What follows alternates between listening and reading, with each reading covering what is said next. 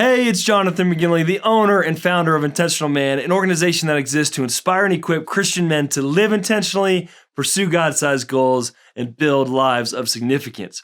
I know that if you're here with me right now, you're probably a man that wants to live intentionally. You're a man that desires to be a good man, to be a good husband, a good father. You probably have dreams and goals and things in life that you want to accomplish. I believe that you have a sincere desire to make the most of your life and to make an impact on the world. And if I were to ask you, would you rather accomplish your dreams or live a life of regrets? What would you say? Pretty obvious answer, right? And if I were to ask you if you'd rather be a decent father or a great father, what would you say? Of course, you would say you want to be a great father.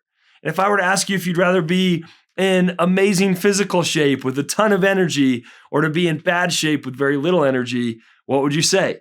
Again, the answer is pretty obvious. I'm sure you would prefer to be in great shape. Ask any guy these questions, and you're most likely going to get all the same answers.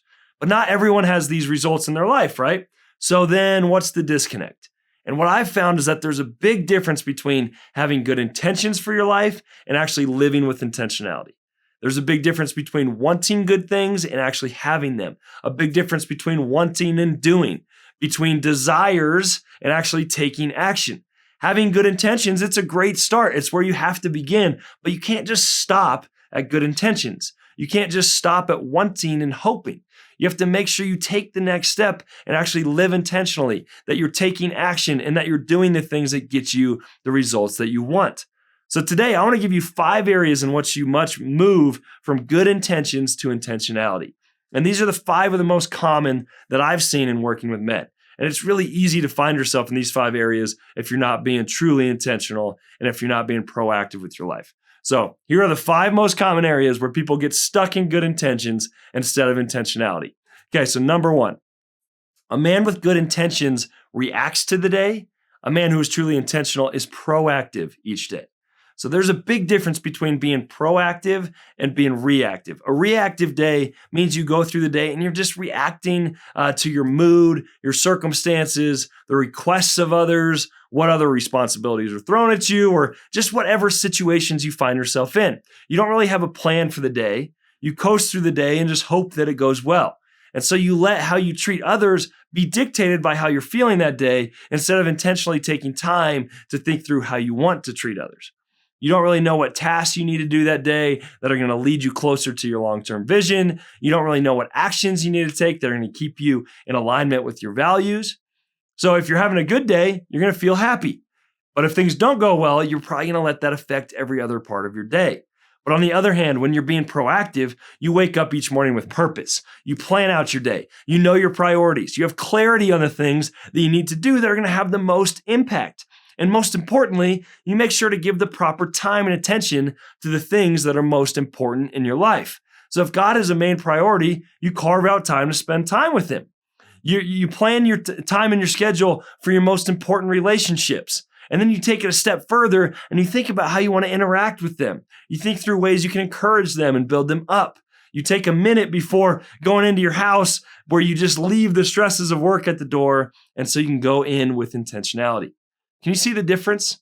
When you react to the day, you're going to let your mood and circumstances dictate if it's a good day or not.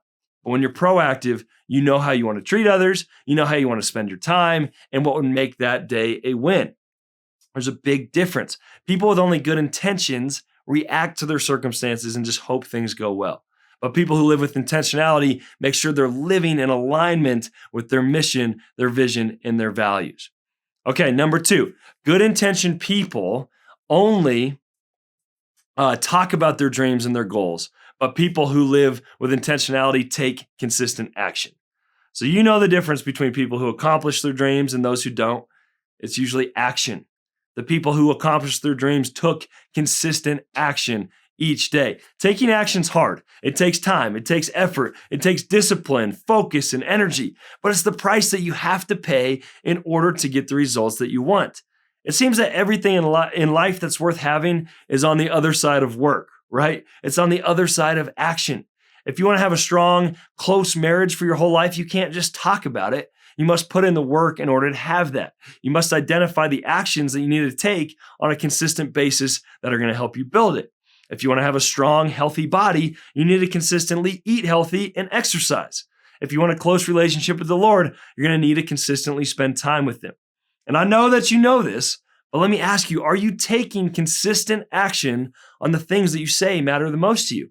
It's too easy to talk about our dreams or talk about our desires, but then not actually put the work in to make them happen. So make sure you're a man who takes action, who does what's necessary to live the life that you desire.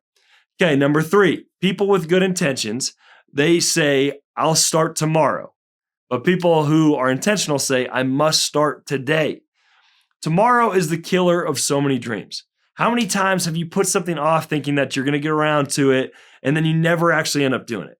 It's easy to think that there's always going to be a better time in the future to do things, but the reality is your life is going to be just as busy or probably more busy in the future.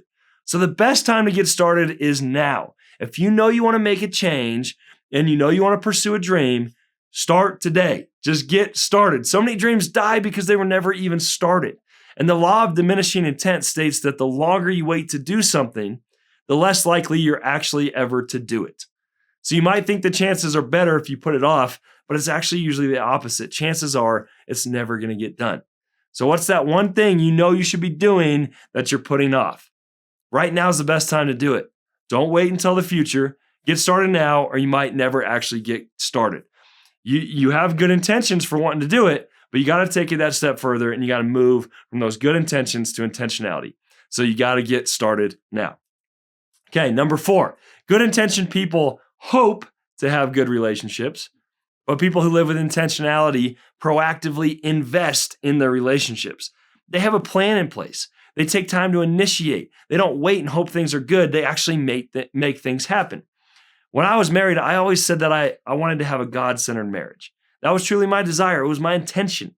And I thought that because we were both believers and spent our own time with God, that we had a God-centered relationship. But I didn't actually have a plan of how we would make sure that our relationship was actually God-centered. I didn't really give it a whole lot of intentional thought. I didn't come up with specific ways where we could really connect and grow together in our relationship with the Lord. I should have put way more thought and effort into this and knew what things we would need to do together to make sure that this was a priority in our lives. Whether that was praying together each night or going to a small group together, reading a Bible study together, just asking more intentional questions. Husbands, do you have a plan in place to make sure that you have a God-centered marriage?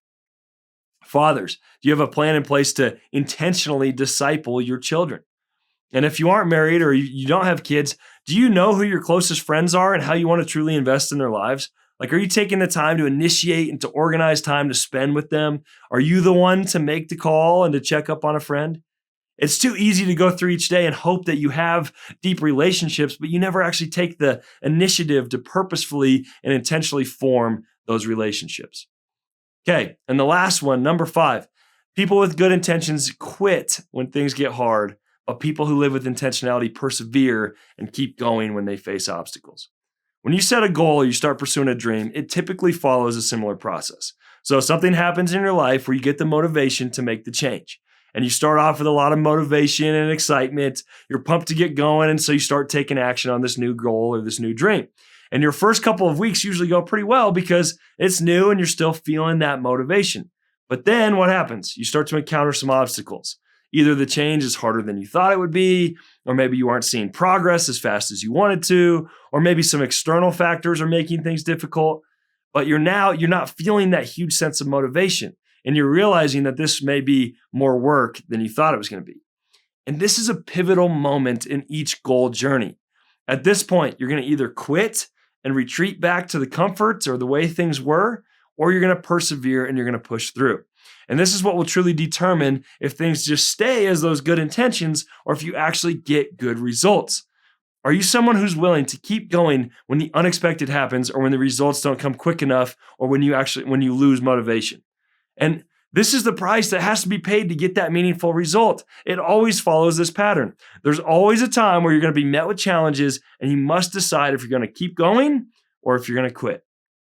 What you do in these moments is what truly is going to define your life. One of my favorite quotes from Martin Luther King Jr., and he says, "The ultimate measure of a man is not where he stands in moments of comfort and convenience, but where he stands at times of challenge and controversy." The ultimate measure of a man is how he handles challenge. Will you quit or are you going to persevere? And I believe that you're a man that's going to persevere. I believe that you're a man that's going to do what's necessary to move from those good intentions to true intentional living. So I hope today was truly inspiring, encouraging, and helpful for you. I'm proud of you for being a man that invests in your growth and for being with me today. Please share this with somebody that you know. Leave any thoughts, questions, or comments that you might have as well. And just thank you so much for joining me today, and live a life that you're proud of by living intentionally.